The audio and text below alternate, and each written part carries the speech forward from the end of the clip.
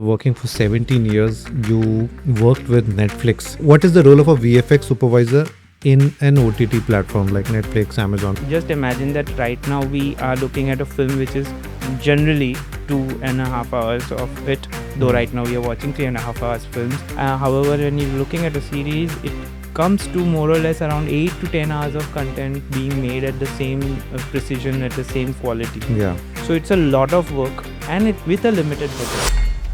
कुछ एक या दो या तीन शॉट्स रिलीज के एक दिन पहले या कुछ घंटे पहले तक काम उसका चलता रहता है, ये मैंने बहुत सुना है. Is it true?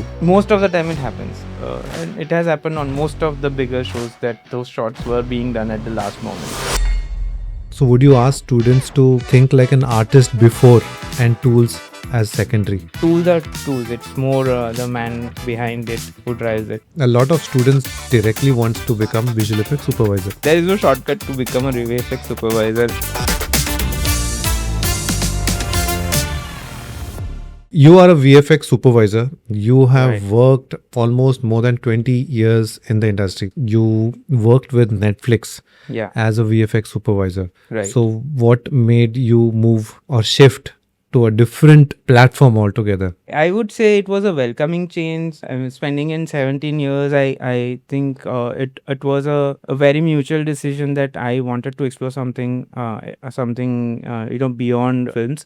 And at that point of time, even the OTTs were really OTT platforms were doing really good. That was the time, post-COVID, I would say. Because during COVID, a lot of the entire audience was exposed to watching a lot of TV shows and Yeah. series on the OTT platforms. So that exposure was there for them. And everyone's excited looking at new content coming in and, can be seen on television screen.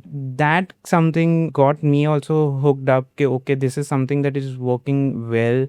And let me try my hands on it as to how this process works. This side of the system I was not really much aware of, especially the series and the whole series thing, that an 8 episodic thing or a 10 episodic thing.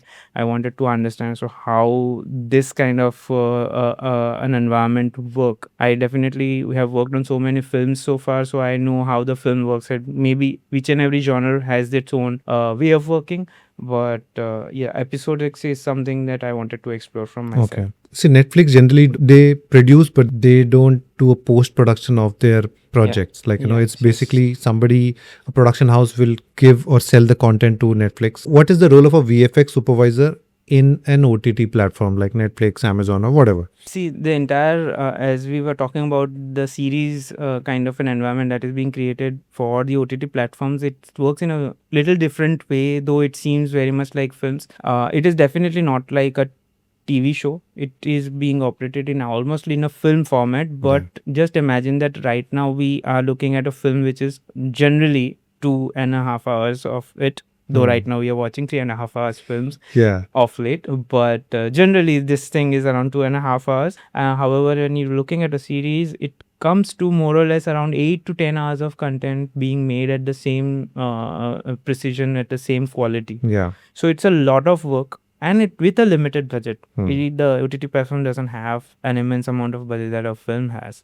So how to give a similar experience within that particular budget? So it becomes very important for all the departments to function in the most optimized way that they can. And here, if we talk about VFX, the VFX supervisor and a VFX producer's responsibility also comes in that we have to create or help create that particular content in a limited amount of resources. And just basic that happens with proper ideation, proper planning, proper creative inputs, and proper solutions. So that's where our role comes in. Then we have to kind of get engaged right from the beginning of the show, maybe sometimes even in the scripting stage till the final delivery that happens. So it's a very important checkpoint. And we basically also, what we do is we could keep a tap on the creative output throughout the execution of the projects, right from the shoot in the post-production as well, and for the final execution as well. So that it create the output, the quality is maintained as you see it on the platforms like Netflix or Amazon. The kind of quality that you see is something very good. And so there is a VFX supervisor for a project from the production house, and there is a VFX supervisor from the OTT platform also. Is it like that? No, I would say it is just the one supervisor on the show. However, there are multiple VFX studios or VFX houses that are working on it, so they have their own VFX supervisor working within the studio. The studios, yeah. So that they definitely function like that, because on the floor you will need a VFX supervisor looking into the day-to-day activities of the studio. So that is that. So also when you work with companies like Netflix or any OTT platform, you have to work with multiple studios, Yes. coordinate with multiple studios. So Yes. you give jobs or shots or sequences to different studios depending on those studios' capabilities. How is the work distributed? I may not be able to dive in deeper into this conversation. However, what I could say is that everyone has their all the studios have their own pluses. They are specializing into something. Some studios specializing into compositing. Some studios specializes in 3D content. So it depends upon and some people have the capacity to deliver complex projects. So based on that, the decisions are taken, and then we divide the work between studios. However, and of course, a lot of other factors play in then which studio is available during the timeline, because the timelines are also equally important. If you have to deliver the project within a 3 months timeline, then we have to figure out as which studio is going to be available to deliver our project in that much amount of time. So this is taken based on that. Okay, great. So as a VFX supervisor, what is your day-to-day task, if I can ask, or any general VFX supervisors? You can talk about yourself. What would be your day-to-day task? See, I will just go back to the studio life and explain as to what a VFX supervisor does, because that's something that many will relate to. When we are on a studio floor, the VFX supervisor does is the entire day. Most of the time, we keep sitting at one place and keep reviewing stuff. Okay. But that's a very generalized approach to it. But we also end up attending a lot of discussions, meetings happening with the top management. There are meetings aligned with the production house or the director of the film. That time we are engaged. During the day, a lot of departments, multiple departments are working simultaneously on the particular show. So all the departments will have their own queries. Say we have a match move department, we have the animation department, lighting team is doing something, compositing team is doing something. All of them will be having a multiple amount of queries with them. They need one person to ask that questions. Okay, this why we have to do this, or how we have to do this. So all these questions keep rolling back to the VFX supervisor on his desk every time. So that is there. Plus, reviews is something which I told you earlier. So most of the time we keep on doing reviews, but a lot of other things like giving guidance, giving clarity, giving or suggesting shortcuts to do things. The approach, we'll have to keep guiding the team, so that they know as to how this can be done. Everyone knows how to do it. However, we'll have to do it in a particular amount of time. So basically planning that or guiding them onto how to take this approach so that we can finish that particular task in a stipulated amount of time. It cannot go beyond a day, or it cannot go beyond 2 days. 2 days, but yeah. If you do not take care of it, it might take more than 5 days to do it. That's what our job is. Okay. And of course you be on the sets when the shoot's happening. That's the longest time you guys spend outside the studio, right? Yes. So एक बार shoot होने के बाद you are inside. Yes. I mean, sometimes the work starts simultaneously, so you are supervising in the studio also, and you are also supervising on set as well. So that also happens. At times it ends up like, okay, you are done with the 12-hour shift, the shoot is over, but you have to go back to the studio, review stuff, and then go home. So that also happens. और ऐसा भी होता है कि कुछ 1 या 2 या 3 shots release के 1 दिन पहले या कुछ घंटे पहले तक काम उसका चलता रहता है. ये मैंने बहुत सुना है. Is it true? Most of the time it happens. See, all the shows have those 5 shots which will always keep on happening till the end of the show, and it has happened on most of the bigger shows that those shots were being done at the last moment. And earlier there was all the more crisis, because everything got used to be printed on film. It was not digital. So last moment things coming in, imagine then those were supposed to be printed, and those physical prints were supposed to be delivered across India. So it still used to happen, and it was miraculously being happening since so many years that the last moment you give a shot, it's still, you can see it like day after tomorrow, you can see it in the theater, it's playing back, and it's across India. I don't know how they were managing it, but that was incredible. Yeah. Sometimes I wondered that how was that even possible. But yeah, a lot of time this has happened. That But people now work that it has become digital, they are even more confident कि यार Yes, and they अब तो मेरे have को print भी more नहीं करना है. bandwidth. They can still, one day prior to it, you can punch in a Yeah, shot. punch it in now. But yeah, that's something that over a period of time, what I have seen is there is a little discipline being followed even by the production houses, that they would want to finish everything before a particular time and not leave it for the end. Earlier, it used to be because the VFX used to be an unventured territory. So the producers of the film or the makers of the film were not very much aware as to how much time that particular thing would take, or whether the team would really need that much amount of time. So in absence of that understanding, things used to happen. So that's the reason it went on till the last moment. Now everyone is aware, okay, VFX will take a certain amount of time, so don't rush up to those things, or rather keep enough amount of time after the completion of all the VFX tasks, or maybe, I mean, all the departments for that matter, even for sound, they would leave a little time, breathing space to, for that last moment thing to come in. It's not like before. However, as you said that now it's digital, it can happen. But it's a welcome change that the producers and the makers are now aware, and they are not leaving it for the last moment. You've been doing VFX for so many years. Yes. And कभी कुछ ऐसे family में कोई बच्चा या कोई function में मिला हुआ कोई बच्चा या इवेंट में कोई यंगस्टर मिला है, and they must have said something very abrupt about some myth about VFX. They must have had some which you find it funny, बोला कि बच्चा ऐसा कुछ नहीं होता, ये ऐसा है, ऐसा कुछ कोई किसी ने आके कुछ पूछा है. I always say, like, I am into VFX and I do VFX, and the very next moment I am being introduced as this guy works in films and he's an editor. That's what I find it the most funny. Okay. Even after 2 months, 3 months, or a year, I again tell them, what do you do? Okay, I do VFX. Okay. Very next moment I have been introduced, अच्छा, He's an ये editor. editing करता है ना, तो ये तो तुमको पता होगा कैसा होता है. Problem is they're not able to understand VFX. Yes. Yeah, visual effects as an aspect is not something that But this everyone knows about. This must be with a little higher age group. But with Yeah. Gen Zs, they are very well versed about. Gen Zs know everything. I mean, They know everything. yes, they can replace us right away. Right away. So that if goes. we leave it on them. Yeah, if they leave it on them, and then you have to wait and watch and see how the project is delivered. Absolutely. Yeah, yes. and how it looks. Yes. So yes. that's even that. a CinemaScope film will come in a vertical format. Vertical format. सबको सो के देखना पड़ेगा फिर. Right.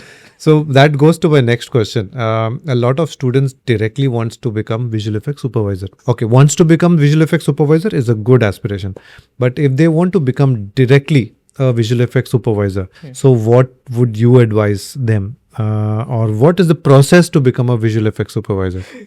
Yes, I mean, if someone asks to become a VFX supervisor immediately, then yes, I can suggest that you open one door and there is another door you can open and you'll be out. I mean, there is no shortcut to become a VFX supervisor. I mean, I'm sure whomever you talk to, whoever has become a VFX supervisor on their own, they know the drill as to what's the way. You always have to start from the grassroots level, right from the bottom. There is no shortcut that, okay, you cannot start a career in VFX becoming an associate VFX supervisor and become a VFX supervisor. You need to understand the drill that everything starts within the studio. Everything starts in the execution. Once you graduate doing all of that, as to how the process works, understand everything in terms of the process, in terms of the creative understanding of it, in terms of execution, timelines, all those things. Once that understanding comes in, then only you are promoted to become a team lead or a supervisor, say 2D supervisor or a VFX supervisor. So it takes a lot of time for everyone. It will take a different amount of time. For me, being a supervisor, I think within one studio environment, it took me around 10 years time to become a VFX supervisor. So, I mean, that's not a career time, just within one studio, I would say. So, yeah, it will take different timelines for different people to become one. But there is a lot of effort required. You will be able to start only as a rotoscoping artist or any other department, but you will have to start off as a as an artist first. Whichever department you join in. It is not like if you join this department as a junior artist, you can become a VFX supervisor.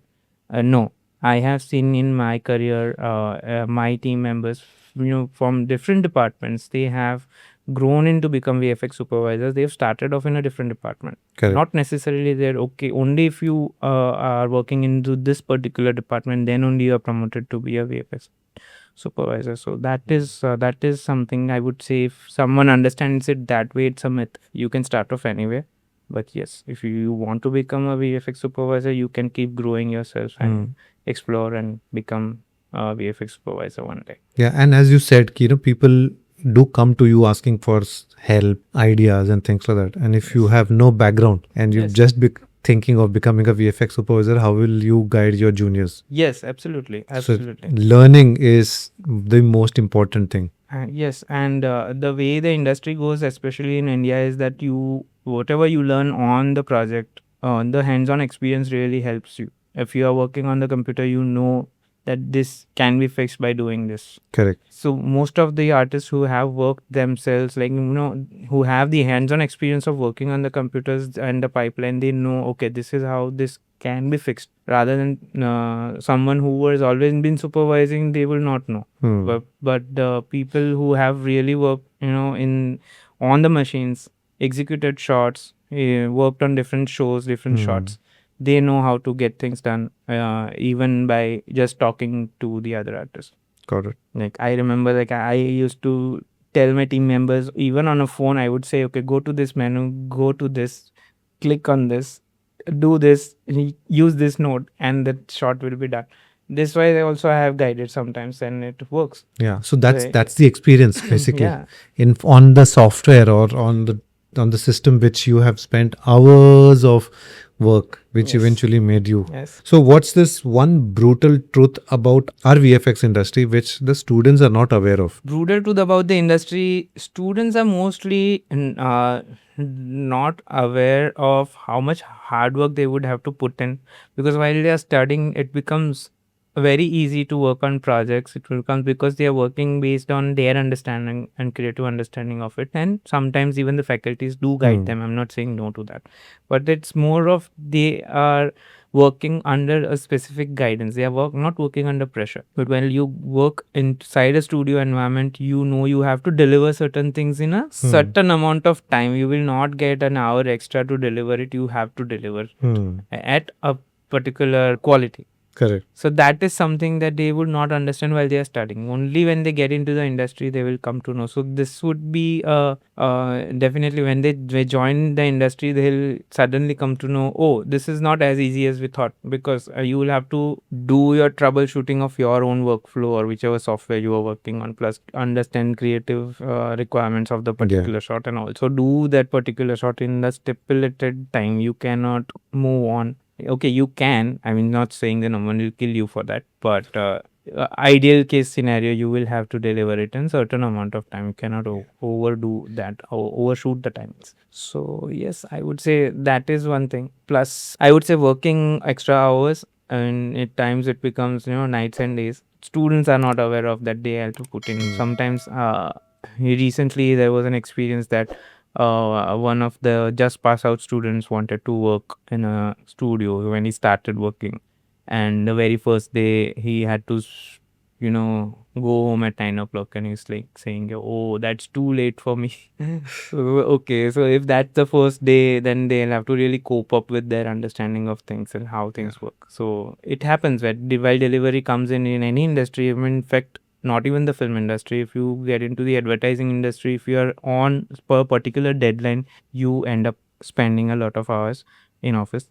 That's nothing new. However, because the students are not aware of that, then when they come in, it comes as a shocker to them. And I will miss my last train is it creates a havoc in their heads and their families' heads also.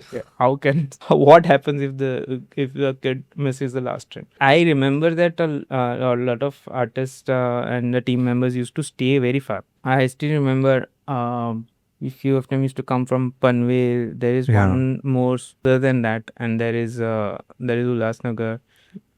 a lot of other places, in fact, that they used to stay very far. So if they miss the last train, the only way they can go is in the morning. Yeah. So they used to come to us saying that, okay, if I work on this change, I will miss the last train. So then we have to manage how to get that done. So yeah, at times we used to really accommodate that, and we made sure that they catch the last train. But Yeah, but that's a that's the hustle. dedication. By traveling 2 hours one way and then working for extended hours and going back again for 2 hours Yes. is a big challenge. Yes, And I've it's a seen a lot of our artists who travel from Yes, they do. far away, and then I mean, hats off to them. Yeah, really hats off to them that they travel and they still work and work in extra hours and then again go back home, come the next Yeah. day. It's Come the like next day again. Yeah. Yes. I think that's the passion which keeps driving them. Otherwise, Yes, absolutely. if they were not satisfied with what they're doing, they wouldn't have They done would- it for even a month. They wouldn't do it. Yeah. Yes. So you worked with big Indian studios and you worked with an OTT platform. You worked with Netflix as a visual effects supervisor. So how different is work? Like, is it working with two different things? Like one is an OTT platform and one is post-production studio, like a VFX studio. But your role is the same. You're a visual effects supervisor. So how different would that be? Frankly speaking, it's no different. When you just talk about the role of a VFX supervisor, the role may on the major part of it, say 70% of it remains the same. However, as I said, that when we are working in the studio, a lot of attention of ours is behind the execution pipeline as well as to how the entire process is working out, how the shots are shaping up, everything you have to supervise in terms of the details of the team. On the other front, when we are working at the OTT platform or any such areas, then your concentration more is towards the delivery of the project and how the project is getting executed. The amount of effort required is the same at both the places. It's just the nature is a little different. However, as I said, the kind of involvement and engagement that you are looking out is 60 to 70% the same. So only 30% difference, I would say. There is a little difference in terms of your daily, as you said, that our workflow throughout the day is a little different, but generally what we do is the same. It's the same, yeah. When we started or you started, there were limited softwares to do visual effects, animation and all. Now there are lots of software. Yes. So a lot of students stress कि यार कौन सा software सीखे और क्या सीखे, and there are so many options. Which one works the best in the industry? They feel that software सीखूं और वही software सीखूं जो ज़्यादा use होगा. So what is it like? Which they're very confused about which softwares to learn and get into the industry. So what suggestions would you give them? See, my suggestion is very clear. Nowadays, right now, as we are at a certain level where there are very few softwares are being used industry-wide because the softwares themselves have grown in and they have developed it to a certain extent that there are no close competitors to certain softwares. Okay. Right? So they have to just choose between what they want to do. I mean, generally, I guide them by saying that if you want to pursue compositing thing, going more towards 2D, then you should learn the compositing softwares. But if you are really excited about working on the 3D stuff, I do explain them as how the 3D world works. But if they are more inclined towards doing certain things like really creating something in 3D, lighting them, working on the textures, animation, all these things, if they are really excited, then they can go into the 3D process. As we all know that the 3D process itself is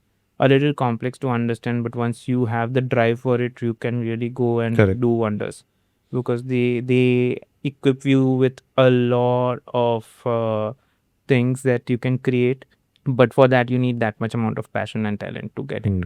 So I generally just guide them that either you choose this or choose that, and in that workflow you can go and learn the specific softwares. But there are, as we know, that we do not have a plate of softwares in terms of when we talk about the specific VFX pipeline. So would you ask students to think like an artist before and tools as secondary? Absolutely. Right. Yes, they are. I definitely guide them as you have to work as an artist, and tools are just for you to help you execute what you want to do. I mean, at a lot of points in my work, I have faced situations where I had to fix a lot of things in in the 2D pipeline, and when I am not, I'm not supposed to go to the 3D pipeline. So at times, how would you do it? You can do it at both places. In fact, when I was learning VFX at that time also, when I wanted to create something that looks like 3D but in 2D, I work towards creating it in 2D. It's okay. I mean,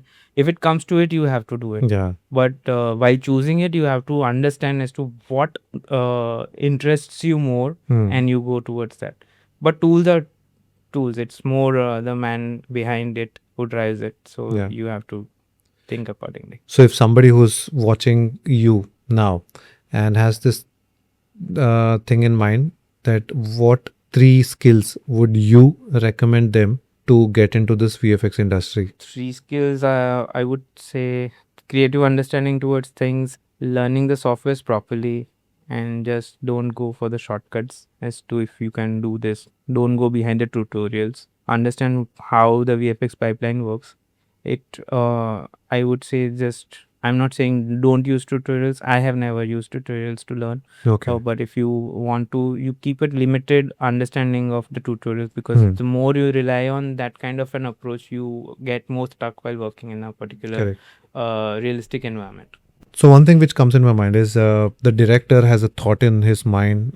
The script writer has written, the director has thought in mind, and then they definitely, before going on floor, they discuss with the VFX supervisors, like, this is what we intend to do. Does it happen that a VFX supervisor also adds or recommends कि sir इसको ऐसे नहीं ऐसे करते because ऐसा ऐसा होगा, या pros and cons, and because of VFX supervisor's suggestion, things change based on what it was actually thought earlier? Mostly happens because it has generally, when the discussions happen before the shoot, we keep talking about these things, with the DOP or with the director, as to if you do this, this will happen. If sometimes the suggestions comes which doesn't fall into place for the VFX team, we definitely give our ideas, saying that okay, instead of this, let's do this, so that it works well for the shot, and it doesn't fall into a category which cannot be executed later. AI is changing a lot of things. You have gone through all the hardships, like, learning software, doing manually, rotoscopy में घंटों बैठ के किया है. And now after 20 years, you see, boys, AI तो मेरा आधा से ज़्यादा काम ease out कर रहा है. Yes. So what's your take on AI? Should VFX artists be scared of AI coming in, or should they take it as one more tool and just accept it? Yes, I would say take it as one more tool. Adapt the AI pipeline into your system, start learning and work towards it, because it's the VFX. The VFX is not going anywhere, and the artists are also not going anywhere. It's like we are a huge number of people out over here which are not going to go out of our jobs immediately. So it's a kind of, definitely we are looking at this phase. It's really a transforming phase, and it has come in within a very short timeline. That development or advancement of AI has come in a very short span. It has just grown in 6 months, which no one expected to be. Otherwise, we know, like, both of us have started way back, and then how the softwares have grown. Every year we used to get only one version of the software upgrade, where we used to get 5 features, and we used to read out those 5 features. Okay, this version has this extra feature to work on, and then that's like on a year-to-year basis, you had those 2 softwares, and 2 softwares had 5 more features. So in a year we had to learn 10 new things. Now this thing is coming in which is giving us 5 new features every day. So coping up with it is difficult. However, there is no running away from it. We'll have to adopt it as a part of our pipelines, and work ahead. No need to get scared. It's like a very simple thing, that when certain automated things were introduced, I'll go over very basic on, say, in the banks, the teller used to count the cash. With hands. Now we have the counting machines. Okay, so there was a lot of hard work that was put in to count the notes, and now you have the machine which just rolls in and gives you in 2 seconds the number of notes that are there. So it's just that, but a teller is still sitting behind a desk. And the queue is less because ये फटाफट हो रहा है काम. Yes. So it's just that the speed of work has increased quite a bit, but it doesn't get the man away from the table. That still remains there. I think it's something that we have to adopt and move ahead with it. It's coming as a shocker because it's come in a very short span, as I said. It's rapidly growing also. Like, It's going. as you yes. said, our technology, our times used to be like changing in every 5 years. Yes. This is changing in 5 days. Absolutely. Yeah.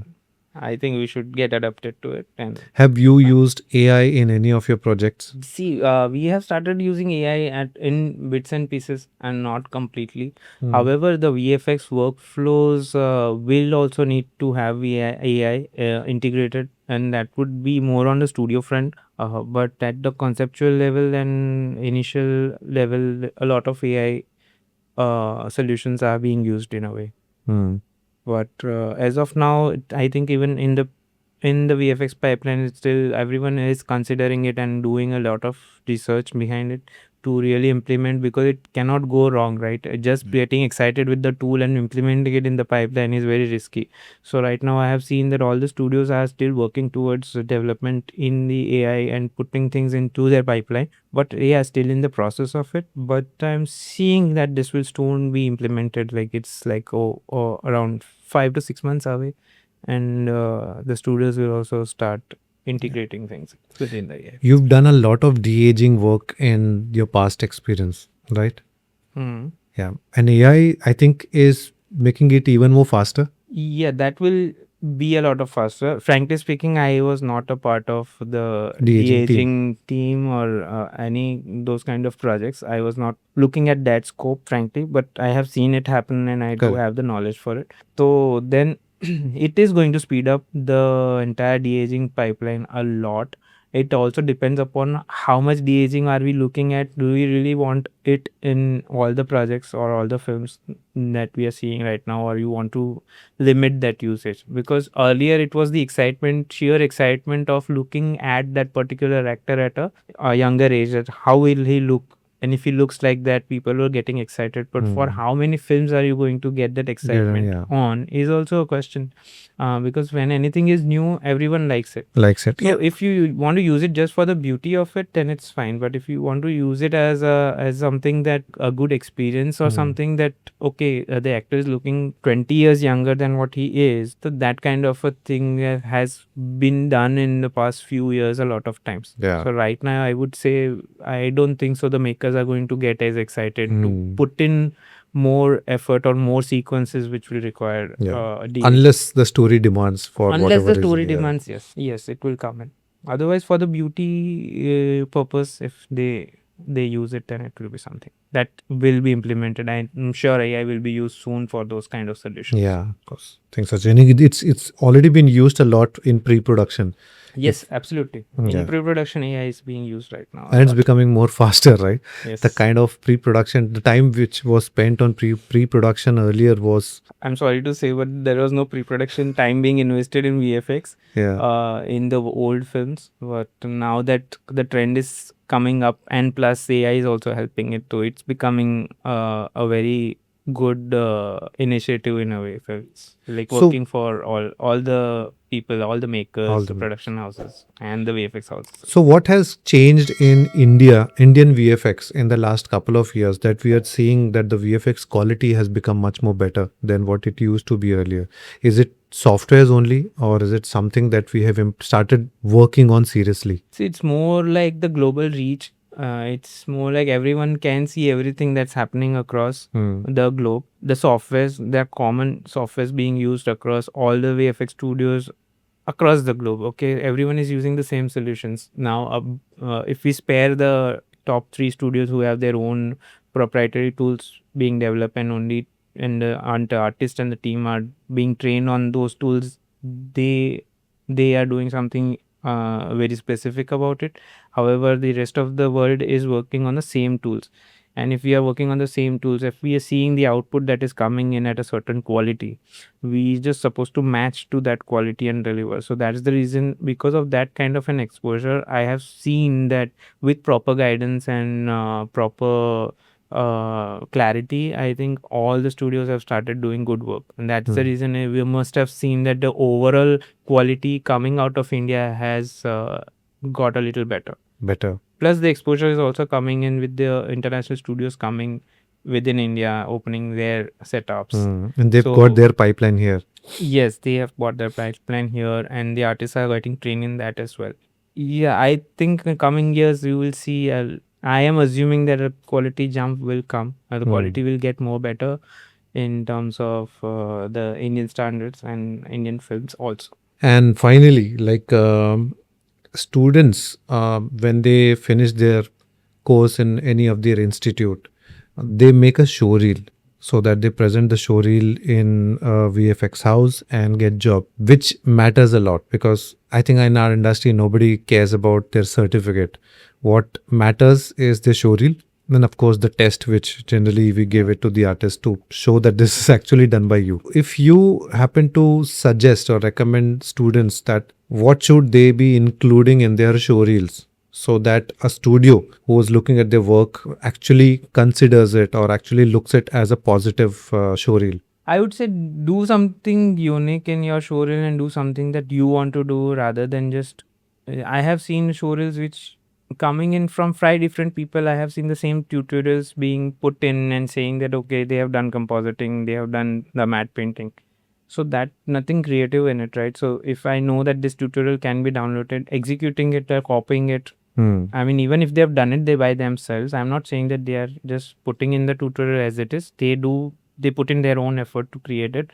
However, it's like getting very repetitive. But if they do something which is unique and we do something on their own, and if they do it nicely, then I definitely appreciate that kind of reach being coming out from. And you would see now everyone has a camera on their phone, which is good camera. Yes. अपने time पे वो नहीं था. Yes. You had to be asking or begging somebody that तुम्हारा PD70 दे दो हमको कुछ shoot करना है. Yes. But now everyone, I think almost every student also has a good phone and camera on camera. the Would phone, you yes. recommend shoot and then create a small story based? Yes and no. I would say create something on your own which is interesting, but don't run behind the story because Yeah. again it becomes very lengthy and Then you lose it.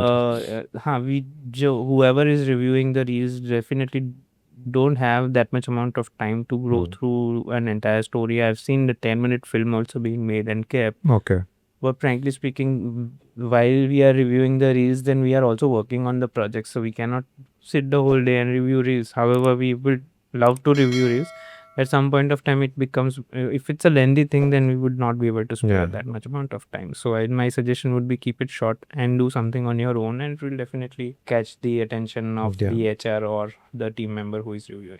But they can shoot themselves or against a green screen or wall or whatever, and then make some short reels out of it at all. Yes, absolutely. And now there is no stopping, as you said, that the cameras are not stopping you from doing anything. Yeah. Yes. And so what should be the length of any showreel that generally a VFX supervisor or the team lead prefers to watch? I would not mind something ranging from a minute to 4 minutes, but definitely not more than that. More than 4 that. minutes is also a little more. Like 1 or 2 minutes should be fine.